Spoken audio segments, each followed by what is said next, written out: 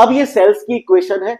हमारे पास दो तरीके के सेल्स होते हैं, एक होते हैं प्राइमरी सेल्स, एक होते हैं सेकेंडरी सेल्स। प्राइमरी सेल्स वो होते हैं जो रिचार्ज नहीं हो सकते, जो आप रिमोट के वॉच के सेल्स वगैरह होते हैं जो रिचार्ज नहीं हो सकते। जो रिचार्ज हो सकते हैं उसे हम सेकेंडरी सेल्स या सेकेंडरी बैटरीज कहते हैं, जैसे इन्वर्टर का हो गया, आपकी गाड़ियों का हो गया, वो होते हैं सेकेंडरी सेल्स।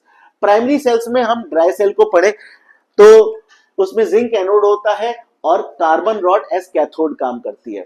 तो एनोडिक रिएक्शन ये है, इसकी जिंक पे ऑक्सीडेशन, एनोड पे हमेशा ऑक्सीडेशन होता है और कैथोड पे हमेशा रिडक्शन होता है। तो ये आप रिएक्शंस को नोट कर सकते हैं, याद कर सकते हैं। आगे बढ़ते हैं। Fuel cell. Fuel cell generally जैसे क्या होता है, कोई भी केमिकल्स होते हैं वो फ्यूल का काम करते हैं और आपके लिए करंट प्रोड्यूस करते हैं। तो यहाँ पे फ्यूल सेल में हाइड्रोजन ऑक्सीजन फ्यूल सेल की बात करें तो कैथोड ऑक्सीजन होती है और हाइड्रोजन इज एनोड। तो ये रिएक्शन है, ये भी आप नोट कर सकते हैं फ्यूल सेल की।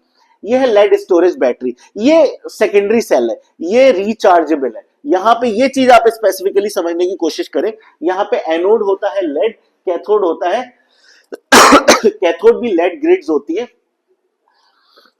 एनोडिक रिएक्शन क्या होती है, लेड जो है सल्फेट आयन से रिएक्ट करता है, ऑक्सीडेशन होता है लेड का, लेड सल्फेट में बदल जाता है।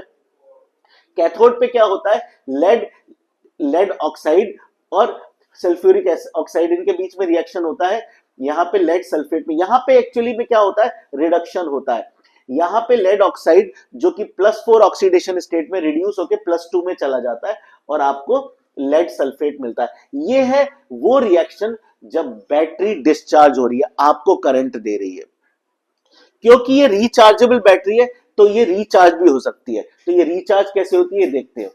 ये है वो रिएक्शन जब बैटरी रिचार्ज होती है। तो रिचार्जिंग में रिएक्शंस बिल्कुल उल्टे हो जाते हैं। जो एनोड का रिएक्शन था डिस्चार्जिंग में वो बिल्कुल उल्टा हो जाता है। एनोड का रिएक्शन बिल्कुल उल्टा हो जाएगा रिचार्जिंग के टाइम पे, यानी जो डिस्चार्जिंग में रिएक्शन था वो रिचार्जिंग में बिल्कुल अपोजिट हो जाता है और कैथोड का रिएक्शन भी बिल्कुल अपोजिट हो जाता है। ये रिचार्ज हो रहे हैं इस वक्त। तो ये रिएक्शन से आप नोट करें। कोरोजन क्या होता है, कोई भी मेटल हवा और पानी की मौजूदगी में खराब हो जाता है, यानी केमिकली कहें तो वो ऑक्सीडाइज हो जाता है, उसे हम कहते हैं कोरोजन। तो इसमें आयरन जो है ये वाला रिएक्शन इसमें पार्टिसिपेट करता है। ऑक्सीजन और हाइड्रोजन आयन की प्रेजेंस में वो फेरस आयंस में बदल जाता है। फेरस आयंस ऑक्सीजन की प्रेजेंस में और वाटर की प्रेजेंस में फर्दर ऑक्सीडाइज हो जाते हैं फेरिक आयंस में। तो ये हमारा रस्ट का फॉर्मूला बनता है Fe2O3.H2O। तो यहाँ पे .XH2O स्पेसिफिकली होता है। तो ये हमारा रस्ट का फॉर्मूला होता है। तो ये रस्ट बन जाती है। ये मतलब कोई भी मेटल जो है ऑक्सीजन और वाटर की प्रेजेंस में खराब हो जाता है या कह लो ऑक्सीडाइज हो जाता है केमिकली।